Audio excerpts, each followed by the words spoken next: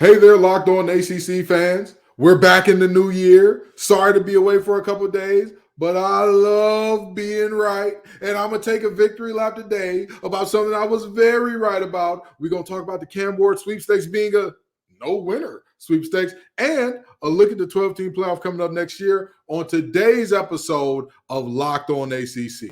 You are Locked On ACC, your daily podcast on the Atlantic Coast Conference. Part of the Locked On Podcast Network, your team every day.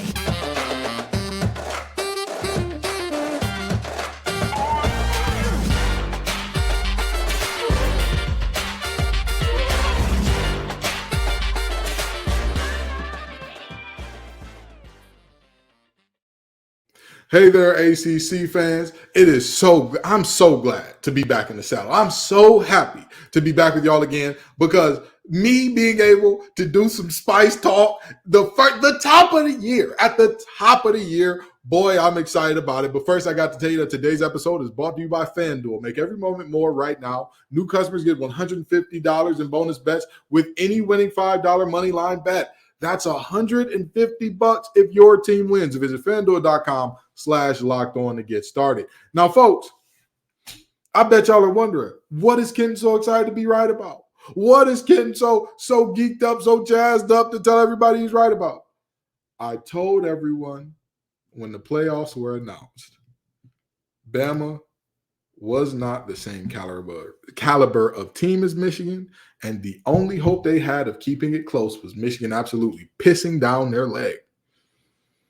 And I know some people are going to say, Ken, that game went to overtime. It was decided on the last play of the game. I agree. But remember the caveat I gave for them keeping the game close? It meant that Michigan would have to piss down their leg like they hadn't before, right? Well, let's look at three plays that I would argue that without a doubt, bed was wet. Bed was very wet by University of Michigan. You've got the first play of the game looked to be an interception thrown by J.J. McCarthy. Okay. You had not one, but two muff punts on the day by Michigan. So it seems to me, and maybe I'm hallucinating. Maybe Michigan played their best game of the season, which I don't think they did at all. I don't think that was close to their best game of the season. I think it was one of their worst. And I don't think it was one of their worst because, you're just playing up against such a good team. The errors that they made, completely unforced. Look at all three of those plays and tell me which of those three you would say Alabama had a great hand in making. And you know how I knew that this was coming? You know how I knew that Alabama was going to get beat up front? You know how I knew that Michigan was going to have their way physically up front? You know how I knew that? Because I played the film game, not the name game. I watched the film and I saw what I saw. And now let's bring this back to the ACC, because why is that important for the ACC? What's the relevance there? What's the relevance in terms of, well, if you're going to talk about what these teams did, you can get your victory lap off, but how is this tied into the ACC? The reason it is tied into the ACC is because when the playoff field was announced, the quarterback play was said to be the problem. The quarterback play was said to be, they just can't do it because the quarterback play at FSU just ain't going to be up to snuff. It just ain't going to be up to snuff. They just can't do it. They just can't. Well. I'll tell you what. The young woman who said that Lamar Jackson isn't quarterbacky enough, I know she looked like LeBron in Game 6 watching Jalen Milroe. She was, I need it. I need it in my life. And again, I said all year, I'm sorry, not all year. I said when the playoff committee was selected, it was a sham and a travesty because I will give you Penix, landslide, better than anything that Tate Rodemaker could put out. But none of the other three I could trust at a consistent level that I would say, even if Tate Rodemaker is playing his best game, with those weapons that they got at Florida State, he can't compete with what they'll do. Quinn Ewers, if Quinn Ewers played his best game, yeah, sure. I think that he could potentially be out. But if I'm just looking at his average, like, hey, this is just, the Quinn Ewers that you would expect, not a greatest game of his life, just a regular game. I wouldn't expect anything from him. That was of that superstar feel. Again, Penix, like I said, I give you that one. But McCarthy and Milroe, did I not? Did I lie? Did I lie? In the words of one Nicki Minaj, did I redacting lie? No. I specifically said the quarterback play was not going to be there. And lo and behold, it wasn't. I mean, I don't, everybody's talking about, oh, well, this is that was a great Michigan defense. And that was a great 116 yards from Milroe. My brother in Christ. Come on. What are we doing here? Like, what are we doing? Let's knock it off. Let's stop playing here. And the other part of that was obviously the same problem that Bama had all year, the same problem that people said, why are you bringing up the Auburn game? That's a rivalry game and it's different. Did the same things that bit Bama in the behind in that game not come back in the playoff game? Did we not? If we are following the original plot of the movie, you will see recurring themes. That's all I'm saying. You saw a bumbled snap push them from, what was it, like 2nd and 10 or something like that, to 3rd and 30. You saw in this game multiple ground balls of snaps, multiple snaps that were all over the place, pushing Alabama back again and ultimately potentially costing them the game on the last play of the game. Baby, but here's the thing. That's not Alabama playing their worst game because those snaps have been a problem all year. And again, I don't play the name game. I play the film game. I don't care what your jersey says on the front. I don't care. I don't care what it says on the back of your jersey. I don't care. I care about when I click on that film and I see you doing your do. I see you doing what you do. Is it something that I'm looking at and saying, oh, that's a pattern? If I see it on tape once or twice, oh, man, that's a bad habit, but he can break that later in the year. If I see it on tape 5, 6 times at multiple points in the year, come on. So to say, well, we can't let in Florida State because of quarterback play and, they just, offensively, we just don't know what they're going to do. We just don't know. A whopping, and hear me out, a whopping, just a devastating 288 yards of offense. 288. Yeah. 288 throughout the entire game. That's what Bama got. 288 yards in 4 quarters and in overtime. So looks like there are multiple ways to win a football game, huh? And again, they got points off of Michigan mistakes. They did have some where they drove the entire field, but they also scored off of Michigan mistakes. So I think that to me, I find it extremely interesting. I find it wildly interesting to see that not only the result was what it was, but the play was what it was. The style of play was what it was. And people are sitting up here saying, well, Florida State got beat by 60, so y'all don't have an argument here. Oh, you mean the team that was without 20-some-odd players out there too deep? The team without about 14 starters? The team that you said, because they lost one player, wasn't good enough to make it, was supposed to be the same team when they lost 20-some-odd players that were all contributors. Okay. I'm just stating the facts. I just need the facts to be put out there. But anywho, enough of my victory lap about being right and enough about, that. Let's get into the Cam Ward sweepstakes and how that went down. But before we get into that, folks, I've got to tell you, FanDuel is the place to be. The NFL regular season is wrapping up, but there is still time to get in on the action on America's #1 sports book. Right now, new customers get $150 in bonus bets guaranteed when you place a $5 bet. That's $150 in bonus bets, win or lose. The app is easy to use, and there are so many different ways to bet. You name it. You could go the same game parlay route, maybe even do the find some bets in the Explore tab, or make a parlay in the Parlay Hub, the best way to find popular parlays that everybody's jumping on, and more. So visit fanduel.com/lockedon and make your first bet a layup. FanDuel, the official partner of the NFL. I'm not saying that Brad Allen probably need to stay off of FanDuel, but I'm just, as a Lions fan, I mean, Decker reported. But that's neither here nor there. That's neither here nor there. You know what I mean? The league has a lot of funny things going on. But speaking of the league, Mr. Cam Ward, come on down.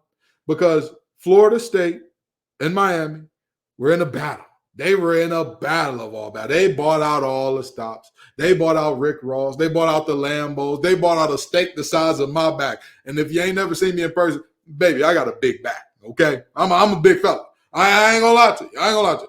And yet, Cam Ward decides to go to the NFL. Now, here's my first thought about this, right? I'm never against somebody, going to get paid and betting on themselves and all that good stuff. But like I always say, in these situations, I am genuinely curious sometimes in terms of who's your counsel. Who is the counsel that's surrounding you that's giving you the information on what you should or should not do? Because if I'm Cam Ward, you've got to play the long game on this thing. And you've got to see there's a path for you, brother. There's a path for you, brother. Think about it this way, okay? If Cam Ward, and this is despite how I feel about either team, Miami or FSU, if he goes to one of those schools and he balls out, he plays amazingly. He plays like the number one quarterback in the transfer portal, okay? He absolutely cooks with whatever weapons he has. He cooks up something phenomenal. I mean, just bring a tear to your eye how he's out there balling. Or if he's completely, he's all right. He's good. He looks good, but kind of underwhelming for all the battling that was going on for him. Either way, right?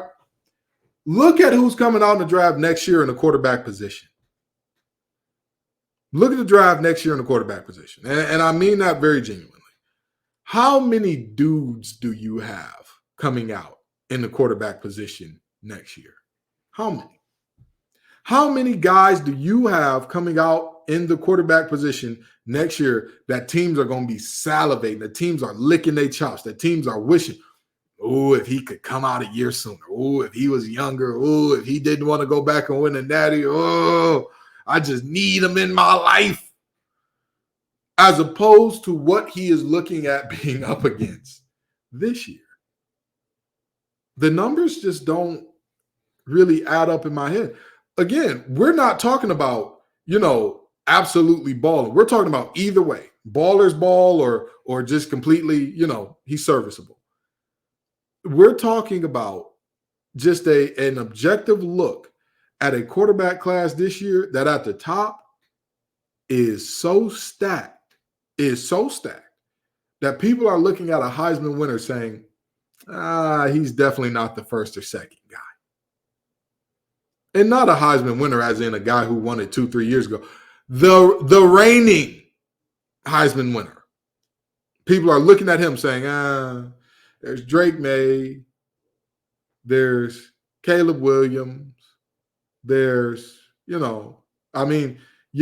as much as people want to, I feel like folks are starting to wake up on a guy that I've been high on all along in Penix. Where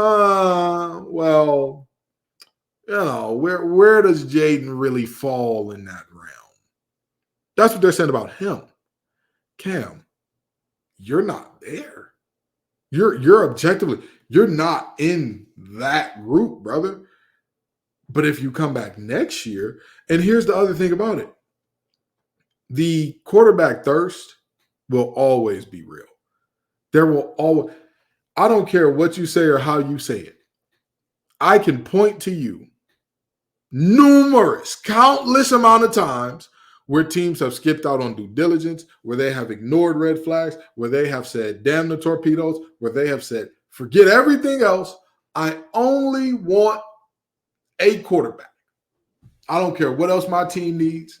I don't care. if you don't understand how bad quarterback thirst is, and this is not me castigating him because I know I just ran down this team. I know I just read him for Phil because I played a film game, not the name game. This young man was Bama's offense when he was there. Bryce Young. Look at Bryce Young and look at how much the Panthers gave up to get him. That is what quarterback thirst looked like. It sends people into these blind fits to where it's like, I'll do anything. I'll do anything to get my guy. I'll do anything to get my guy. And look what the result is. They gave up their top receiver. They gave up multiple top picks. They gave up so much that now you have a guy that's on a team that is completely inept with no weapons. Adam Thielen is this guy. And you're telling me that you don't think that quarterback thirst and a softer quarterback class would have made you more money just by coming back and playing in college for 1 year? Okay. Hey, if that's how that rolls. That's how that rolls. More power to him. I really do feel, I don't want to say I feel bad for Florida State or Miami, but I do look at this situation and I scratch my head too. I kind of look at this situation and can get if they're upset or pissed off about it, because this is, again, it's just such a foolhardy move. It just doesn't make sense at all. And so I could definitely understand any frustration that's had there. But moving right along to somebody who will be at one of these schools next year, DJU Big Cinco is back in the ACC, baby. And no, it's not because one of the teams on the West Coast got acquired to be over here. He has transferred into Florida State. Now, here's the thing. I know that the Florida State-Clemson rivalry is not as storied as some of the other rivalries, right? It's not the game. It's not Florida State-Miami or Florida-Miami or Florida. It's not UNC-NC State, Virginia Tech. It's not any of those. I get it. But for context, it has been one of the most relevant rivalries in recent history. Let's just look at the facts. Of the last 13 meetings, the winner of that game has gone on to win the ACC. That's just a fact. There has been no rivalry that has been as relevant to conference and national pictures than this one. Again, it ain't about what I want or what I think. This is the truth. And so DJ going from one side of this thing to another is a momentous power move by FSU, especially given that, he was seemingly run out of town. And I'm putting air quotations around that because he was run out of town for Cade Klubnik, who has struggled and, kind of underperformed for what some expected of him. You're now looking at adding just an amazing potential chapter to this rivalry, to the bad blood there, to all the things there. Man, what a time. What a time. And I'll tell you this. Not only is that a part of this, but also Florida State is a team that many people are looking at with a very close eye in terms of, hey, we don't think that you all have built to the point where you can sustain this. That's how many people are looking at this team. Many people are saying this is a team that was built for this 1 year run. And now that that's over, we just saw what happened to their depth. Good luck, right? You just got a 60 burger rather hung on your depth pieces. So best of luck trying to survive and win the ACC with that, right? And then you go and getting a quarterback that has a ton of experience and played very well last year. And that's the honest to God truth. You know what I mean? There's no ifs, ands, or buts about that. DJU elevated the level that Oregon State was at. And I know some people who played a name game or played a box watch game instead of the film game are going to tell me, well, there wasn't that big of a difference between the two last year. Well, I'll just leave it at this. If you watched those games and you saw what DJ did and what Cade did, I would argue that if you think they're in the same, bracket right now, get some help. Seriously, seek some help. There were exponentially many more times where you're thinking to yourself, what are you doing out there, Cade, than you would for DJ? And not saying that DJ played great every game. That's just the reality. So him switching over to Florida State is a big deal. The Noles are looking to reload because, again, there's going to be some holes to fill, and they're going to be massive. And that's what the bowl game kind of showed in some ways. With, yes, there were a ton of opt-outs. Yes, there were a ton of guys who didn't play a ton, but that was a moment to kind of see, all right, how's your depth going to hold up, and what does your depth look like? And I'm not saying that I was expecting them to win the game, or like, hey, if they anything short of a win means that your depth is not very good. But a 60 burger is like, that's a little problematic. So stick with me while we land this thing talking about what a 12-team playoff will look like.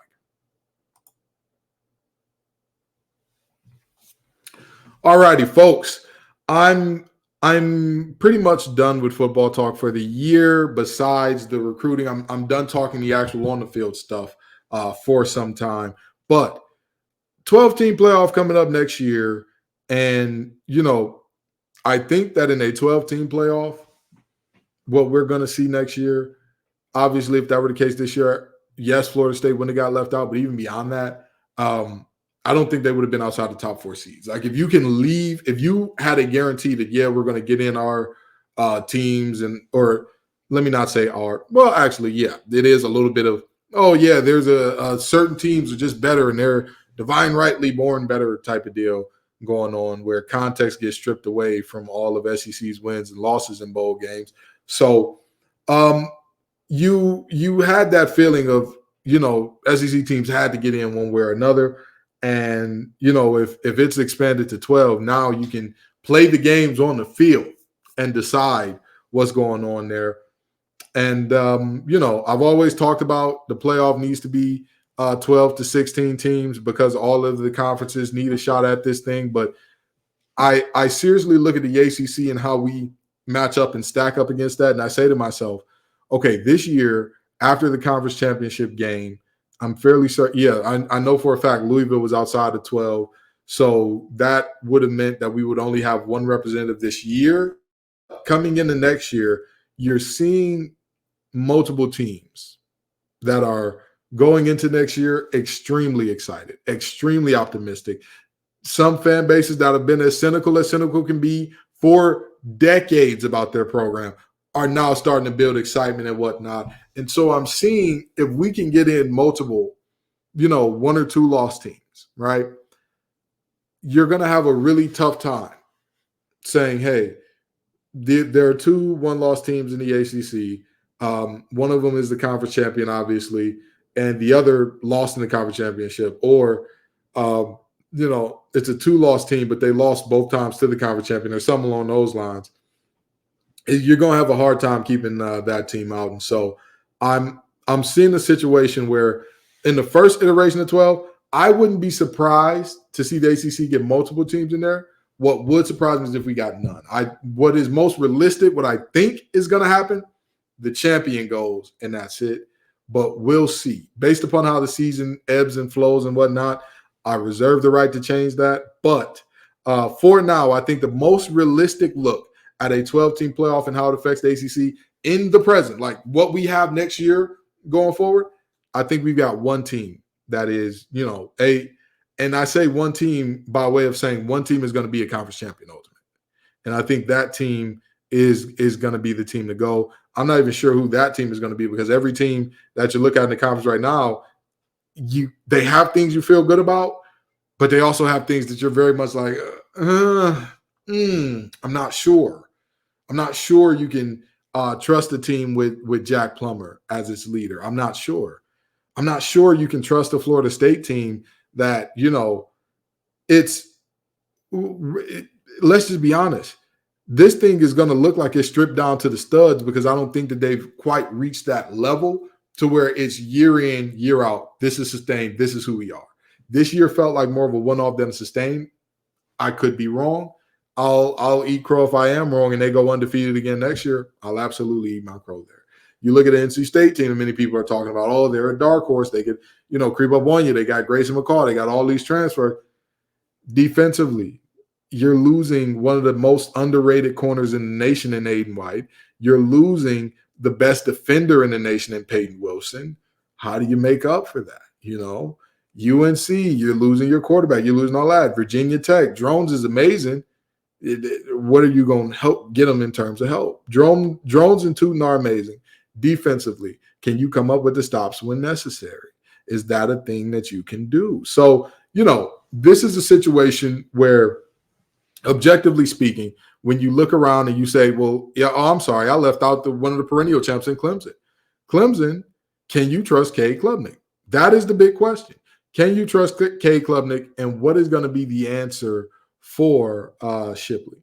Is he coming back? Is he leaving? And who's Cade going to be throwing the ball to? That's another question. The weapons that are leaving are a little concerning there. So, and the inability to kind of act in the portal has left that team vulnerable. So you look around the conference and you don't see a bunch of powerhouses to where you're like, hey, if those two don't get in, I know something. I don't really see that right now, but I do see an ACC champion. Again, as long as this is not a 3-4 loss ACC champion, they're going to get in. Like you kind of can't keep them out. And I know after what we just saw, some of y'all are going to look at me crazy and say, you sure about that? You sure about that? But, it is what it is. The playoff has expanded exponentially, so we will see what we get next year. Folks, I'm bringing you multiple episodes for multiple days this week. I've got Brian Smith to come on and talk some recruiting with me tomorrow evening, and I'm going to record a couple more solo episodes and get on some more special guests to kick off this year. Thank y'all so very much for rocking with Locked On ACC. We love to see the growth. Like, subscribe, share, follow, do all the things. Hit the little bell so you're notified every time we drop another one of these bangers. Thank y'all so very much, and folks, till next time.